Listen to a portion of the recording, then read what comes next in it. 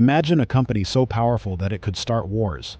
A company with its own army, its own navy, its own currency. A company that controlled entire countries and employed more people than some governments. Today, the biggest corporations in the world are worth trillions of dollars. Apple, Microsoft, Nvidia, Amazon. But centuries before any of them existed, there was a company so wealthy and powerful that historians estimate its value in today's money exceeded $7 trillion. And yet, despite all that wealth, it eventually collapsed, destroyed by greed, corruption, and the very power that made it successful. This is the unbelievable story of the Dutch East India Company, the world's first trillion-dollar company, and how it lost everything. To understand how this happened, we need to go back more than 400 years, to a time when spices were worth more than gold. The world's first trillion-dollar company wasn't Apple. It existed over 400 years ago. When spices ruled the world today, pepper sits quietly on kitchen tables around the world. You can buy it for a few dollars. But in the 1600s, pepper was a luxury item. So were cloves, cinnamon, nutmeg, and other spices. European nobles were willing to pay enormous amounts for them. Why? Because spices preserved food. They improved taste, and they were symbols of wealth and status. The problem was that almost all valuable spices came from Southeast Asia. For centuries, European traders depended on long and dangerous trade routes controlled by middlemen. Every step increased prices, and every middleman took a cut. By the time spices reached Europe, their value had multiplied many times over. The profits were incredible. Everyone wanted a piece of the action, including a small country called the Netherlands. At the time, the Dutch were becoming one of Europe's strongest trading nations. Their merchants saw an opportunity. Why buy spices from middlemen when they could sail directly to the source? So Dutch investors pooled their money together. What happened next would change business forever. The birth of a monster. In 1602, the Dutch government approved the creation of a company unlike anything the world had ever seen. The Dutch East India Company, known by its Dutch initials, VOC. At first glance, it looked like a normal trading company. But it wasn't. The Dutch government granted the company extraordinary powers.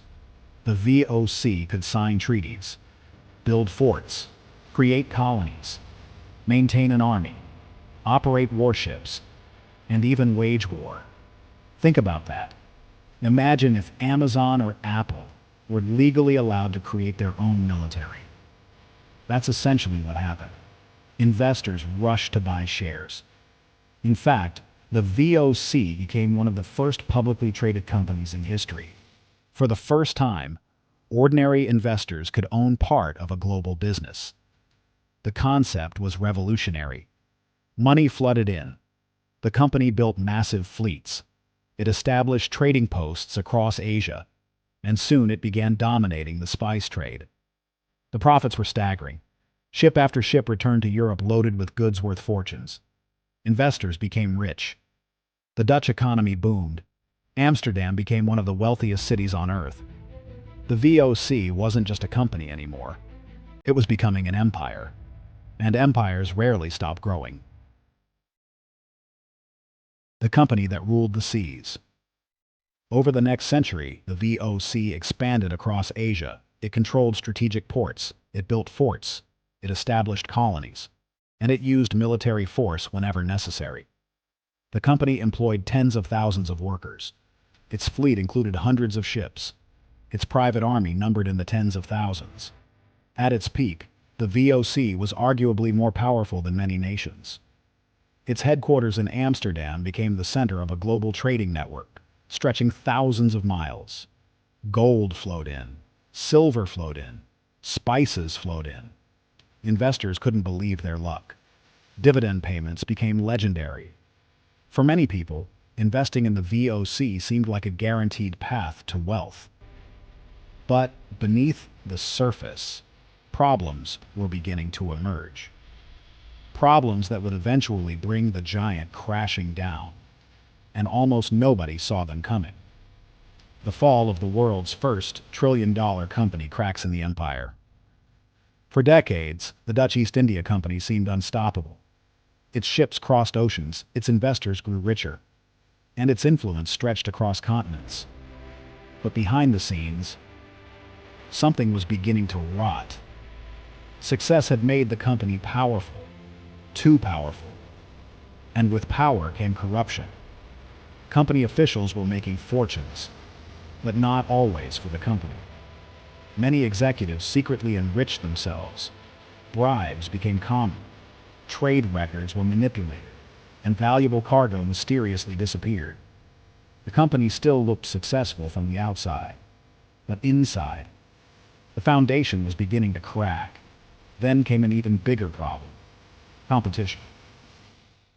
The British East India Company had been watching, learning, growing, and now it wanted control of global trade. The battle for wealth had become a battle for empire, and it would cost both sides dearly. To maintain its empire, the VOC needed money. A lot of money. Ships had to be built. Soldiers had to be paid. Forts had to be maintained. Wars had to be funded. At first, profits covered these costs. But over time, expenses grew faster than revenue. The company began borrowing heavily. Debt piled up, year after year. The warning signs were obvious, but investors ignored them, because the company had always been successful, and people believed it would remain successful forever. Sound familiar? History has shown us this pattern again and again. When investors believe a giant can never fall, that's often when the fall begins. The collapse. Then came the moment nobody thought possible. The world's most powerful company ran out of money. Years of corruption, massive debt, military expenses, and growing competition had finally caught up with the company. In 1799, after nearly 200 years of dominance, the Dutch East India Company officially collapsed. The company that once controlled trade across oceans was gone. Its assets were taken over by the Dutch government. Its investors lost fortunes. Its empire disappeared into history. The lesson that still matters today. The story of the Dutch East India Company isn't just history. It's a warning. Every generation believes its biggest companies are invincible. Every generation believes the boom will last forever. And every generation eventually learns the same lesson. No company is too powerful to fail. No empire lasts forever. And sometimes, the seeds of collapse are planted during the years of greatest success. The world's first trillion-dollar company changed history, but its downfall may be its greatest legacy. If you enjoyed this story, subscribe to Golden Narrative for more incredible stories where history, money, power, and ambition collide.